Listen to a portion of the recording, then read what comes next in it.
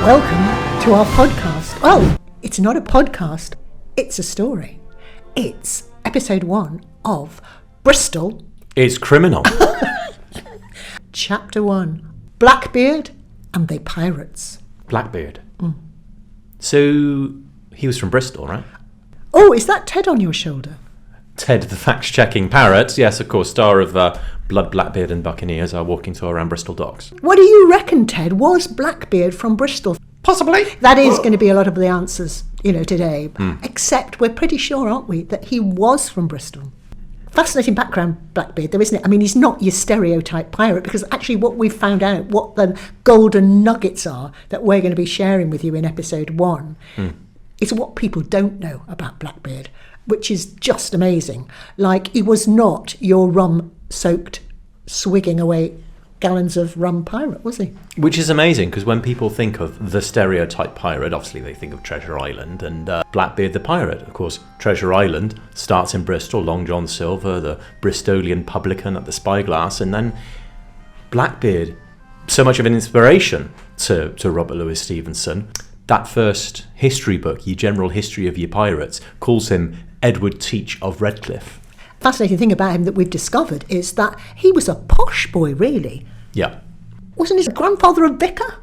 Grandfather, vicar of Stonehouse, near Stroud. First golden nugget, yeah. Grandfather a vicar from Gloucestershire.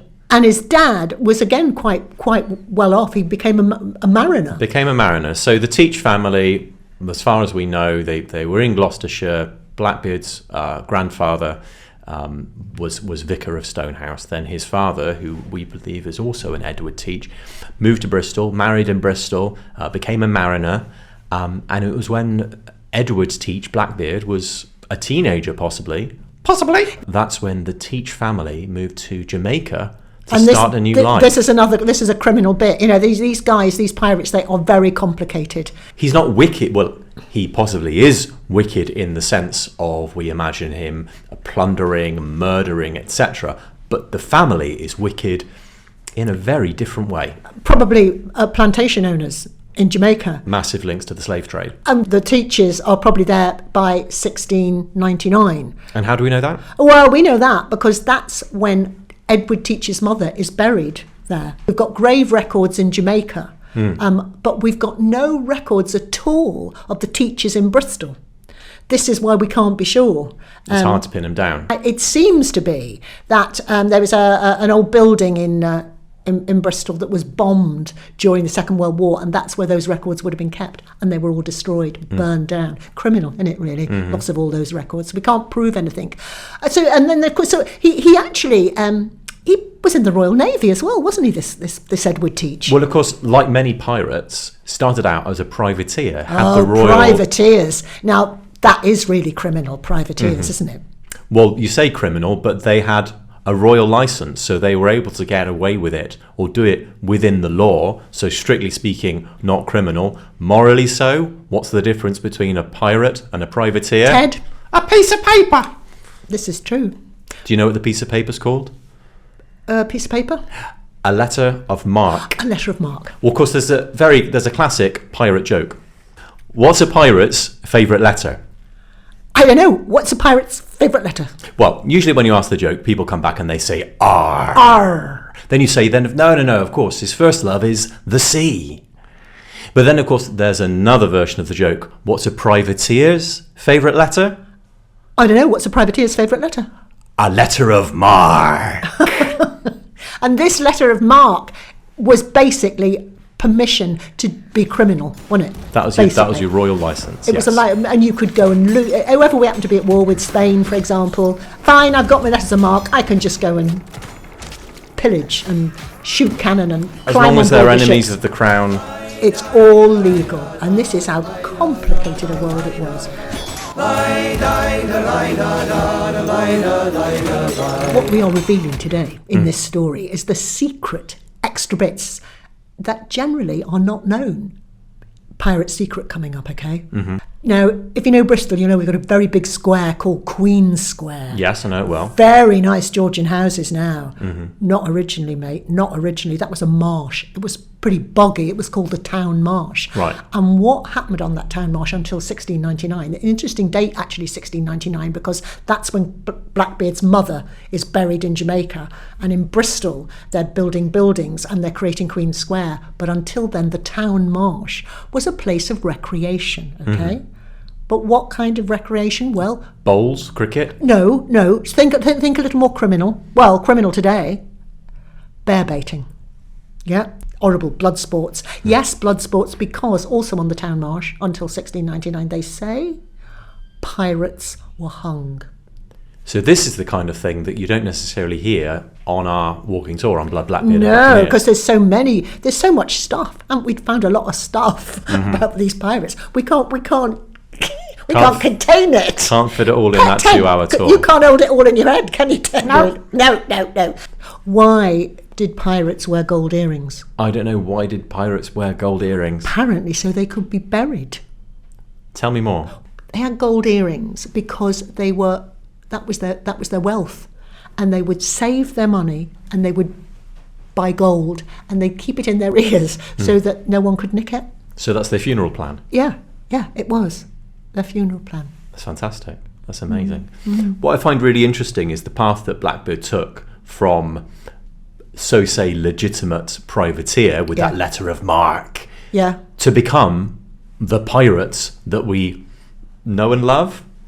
I mean, his image was terrifying. Yeah. And that's what the books say. From the very beginning, this is a guy who was... Yeah, this is a man who's put light tapers in his hair, set them alight, head was a burning halo, wild eyes blazing through it, cutlass between his teeth, chewed glass to make his gums bleed, to terrify his enemies. But of course, it was all a story. It was all a setup. This is what we're finding out. Scare your enemies, they'll surrender faster, nobody has to die. PR. Absolutely spin doctor. He invented himself. Fake news, yeah. There's this. What's in your tankard, Sheila? Well, what isn't? This was known as the Queen's Shilling. It happened a lot in a pub in Bristol called the... Hole in the Wall. Thank you very much. And this was a place where sailors used to hide because a horrible organisation called the Press Gang wanted to impress them. So it was a lawless pit. It was criminal, actually. It was criminal. It was absolutely criminal. If the Navy was short of recruits, they'd just go round pubs, get guys drunk, hit them over the head and drag them on board. Next thing they know, they're waking up out at sea. Good luck, son, you're in the Navy. And if you're lucky, you might get back in 3 years, And if you're unlucky, that's the last you've seen of... Lost at sea. Absolutely. So where's the Queen's Shilling come into it? So the story... Watch it, Parrot. So the story goes, Bristol pirates, Bristol sailors were quite bright too. They weren't going to get caught by the press gang. So they've got a lookout. It's still there if you're in Bristol. Have a look at the pub called the Hole in the Wall. There's little windows in it where they would put a lookout who'd keep watch. And if the press gang came into view, they'd all leg it out the back door to escape. But also there would be a habit. So they say that often tankards had a glass bottom. Right. And this was because you couldn't impress anyone without paying them. And so the horrible press gang would apparently drop a shilling into a tankard. And this was proof that you'd taken the Queen's Shilling. So you prove that you've joined the Navy because you've got the Queen's Shilling in your hand. Yeah. But you're not putting it into somebody's hand, you're putting it at the bottom of their drink. Yeah, it's criminal. And they don't realise they've got it until they've drunk the final drop. Yeah, but if you have a glass bottom on your tankard, you can keep checking whether anyone's spiked your drink. Well, there we go. Nothing new under the sun, is there? Drinks being spiked. One of my favourite parts of our Blackbeard tour and our Treasure Island story walk for the kids coming up this Easter is the pirate joke. Now, everybody knows a pirate joke or two, the most famous being, why are pirates called pirates? Why are pirates called pirates? They just are. And that's the secret to most pirate jokes, I say. If you can stick an R in there, then you're halfway there. Where does a pirate get his Christmas shopping? I don't know. Where does a pirate get his Christmas shopping? Argos. Come on, Sheila, you can guess this one. What's a pirate's favourite vegetable? Artichokes. What's a pirate's favourite music?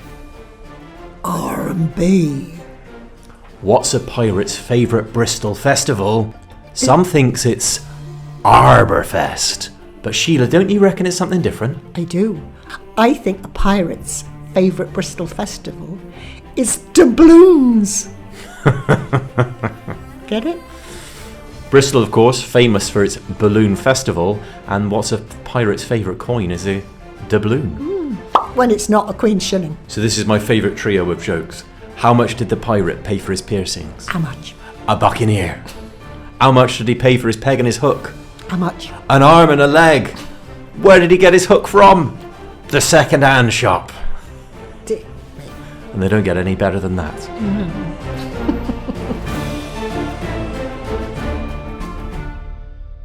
So, Blackbeard, as we said, started out as a privateer, but then the political situation changed. Those letters of marque that gave them permission to rob enemy ships, they were taken away from them. But it was the only thing they knew how to do. So what did he do? He turned to piracy, him and hundreds of others. That's where the legend of Blackbeard, the famous pirate, came into being. But we're running out of time, and what we haven't talked about is Blackbeard's final battle. Which was about as dramatic.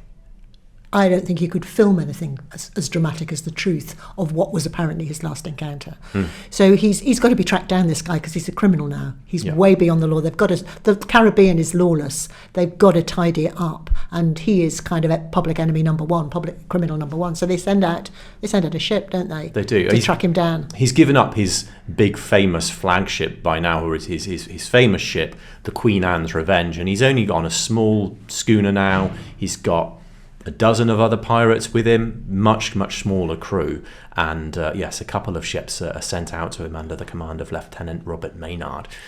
But he's a clever dude, this criminal Blackbeard, and he's got a plan, and he boards Maynard's ship. Maynard's got a plan as well, and Blackbeard thinks, oh, I've shot loads of them. I've outgunned them. We're gonna take it. But Maynard, everyone's got a plan. Maynard's plan was, I think, to put his men below deck. They hid below deck. Yeah. Blackbeard's band boarded, thinking everything was safe and there weren't many crew left. And Maynard's men suddenly, hatches up, and Blackbeard and his guys are completely overtaken.